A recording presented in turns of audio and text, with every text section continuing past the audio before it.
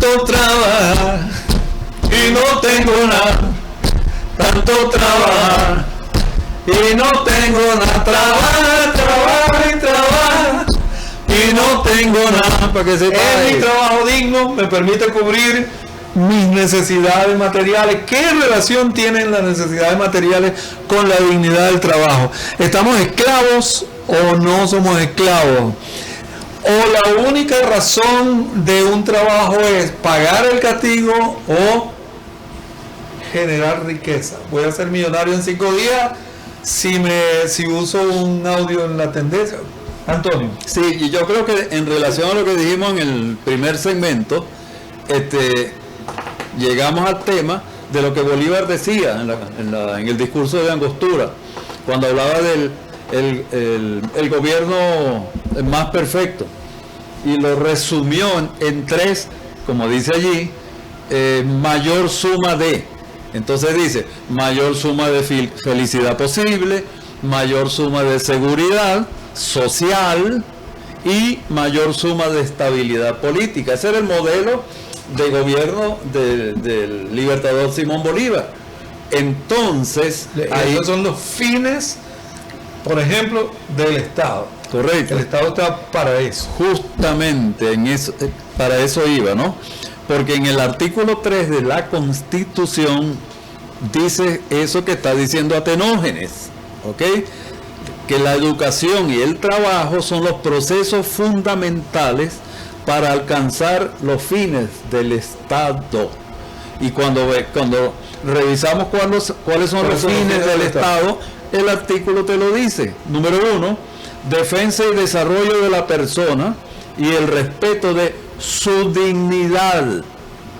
Otra vez el tema de la dignidad. El ejercicio democrático de la voluntad popular. Estoy leyendo lo que dice el artículo. La construcción de una sociedad justa y amante de la paz. La promoción de la prosperidad y el bienestar del pueblo, más o menos lo que dice Bolívar, y la garantía del cumplimiento de, escucha, principios, derechos y deberes reconocidos en esta Constitución. Esos son los fines del Estado. Ahora, cuando desmenuzamos y cuando aquello el economicismo, es decir, economistas que empiezan a discutir cómo hacer para la distribución de la riqueza y pare usted de contar, entonces llegamos a asuntos como lo que decía Maza Zavala, por ejemplo. Maza Zavala decía que estos tipos que llegan al gobierno se hacen multimillonarios, porque aquí hay algo bien interesante, que no tiene nada que ver con el trabajo, pero que se confunde como si fuera un trabajo. Es decir, tú eres el presidente de la República y nombras de ministro a una persona calificada, pero que no tiene bienes de fortuna, y de pronto lo ves convertido en un multimillonario. Pero eso porque tiene una relación y quiere parecerse a los multimillonarios del sector privado. Por supuesto. Y entonces ahí se da una relación entre este funcionario del sector público y el empresario del sector privado. Pero por eso, porque los fines no son estos que estamos hablando aquí. Y llega a ser el famoso concierto para delinquir. Claro, concierto para cuando se trata de delinquir. Y lo que decía Luis Gómez, la sociedad de cómplices. Sociedad de cómplices. ¿Okay? Se da en esa situación.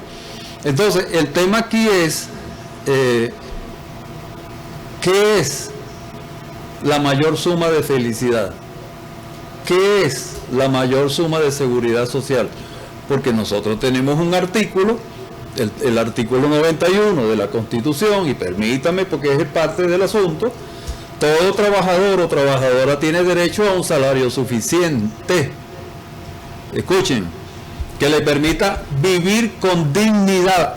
Otra vez la palabra dignidad, de la que Atenógenes hace tanto hincapié, con razón, y dice, un salario suficiente para cubrir para sí y su familia las necesidades, otra vez la categoría de la necesidad, pero dice necesidades básicas, pero las desmenuza, materiales, sociales e intelectuales. Hay necesidades y aquí ¿te acuerdas de aquella la necesidad creada, la pirámide? De eso es que precisamente que yo quería hacer una acotación solamente, que ojo, necesidad, cubrir una necesidad no es como se puso de moda para actuar contra el gobierno actual o el gobierno nacional, porque hay muchos gobiernos, ¿no? Aquí hay en el sur hay en el Maracaibo hay el gobierno municipal en manos de un sector, el regional en manos de otro y el nacional en manos de otro. Bien, pero hablando del gobierno nacional, para atacar al gobierno nacional se puso muy de moda que antes yo iba al supermercado y había 40 marcas de salsa de tomate. Sí, compañero, pero no lo podías comprar. Así. Porque no tenías con qué comprar. Llegó un momento que las podías comprar. Entonces, ¿qué es más digno? Tener 2 marcas de un producto en el supermercado y poder comprarlas para sustentar a la familia y a mí mismo, o tener 40 marcas y no poder acceder a esa variedad y a esa. Inclusive, yo necesito determinado producto para vivir, para cubrir las necesidades que dice la Constitución. Tú vas a un supermercado y de 10.000 productos, tú necesitas 10. Ponle 100, necesitas 10. Carne. Si quieres comer carbohidratos, te quedan 8 para que comas vegetales. Ya está, tienes proteína, tienes carbohidratos y tienes 8 vegetales, no necesitas más. Bien, yo no estoy diciendo que los supermercados ahora manejen 8 productos, estoy contrastando un extremo que es decir, la libertad y la dignidad consiste en que yo vaya a un supermercado donde hay 20.000 productos. No, eso no es la dignidad es que tú puedas satisfacer, como dice la Constitución, tus necesidades materiales, empezando por la alimentación, tus requerimientos nutricionales. No es, porque una cosa es alimentarse y otra cosa es comer. Tú puedes comer toda la comida chatarra que quieras, toda la comida que quieras y no te estás alimentando. O mínimo te está alimentando. Y para eso, como dice el artículo, tú necesitas un salario suficiente. Por supuesto, el salario es un vehículo para eso. La satisfacción y el trabajo. No puede ser un fin en sí mismo, que es la distorsión que existe. Ahora, el salario no puede ser un fin en sí mismo. ¿Vos vivís para trabajar o trabajáis para vivir? Exacto. Muchas de las manifestaciones que uno ve en protesta se concentran en el monto del salario y ese no es el punto. El punto es tener cómo cubrir las necesidades materiales básicas y yo digo, y un poquito más, ¿por qué no? Claro, y claro, la mantequilla, cuando uno ora, Dios dame el pan de cada día, pero ponerle mantequilla. Por favor, con mantequilla y cafecito. Rellenito con un jamoncito, un quesito amarillo. Bueno, el jamoncito es nocivo, así que sácamelo de la lista. Entonces, bueno, allí entonces estamos hablando de salario digno y estamos hablando de trabajo digno.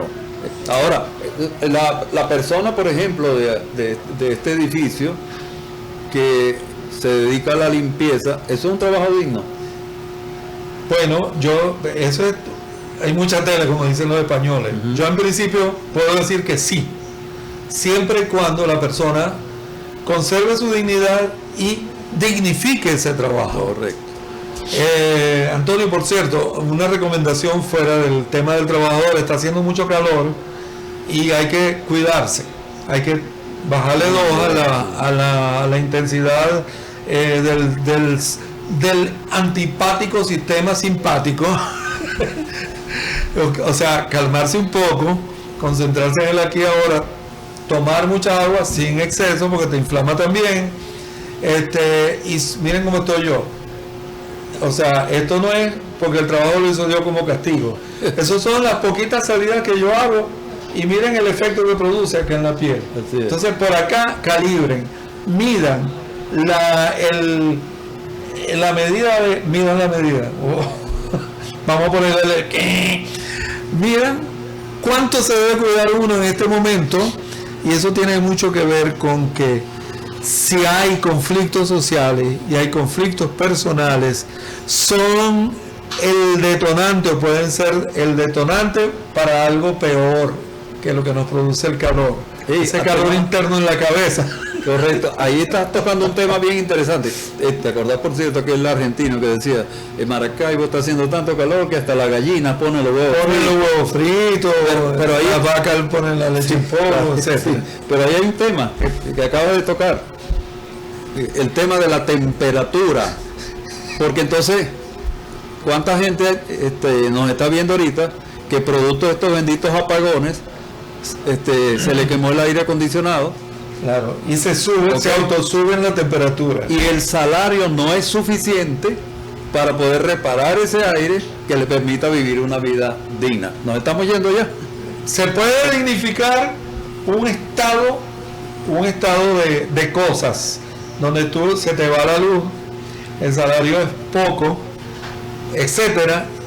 Tú puedes vivir dignamente en ese estado. Tú te puedes acostar en tu cama y decir, yo soy digno, esto que me está pasando viene de afuera, pero yo adentro conservo mi dignidad como persona, como trabajador, etcétera.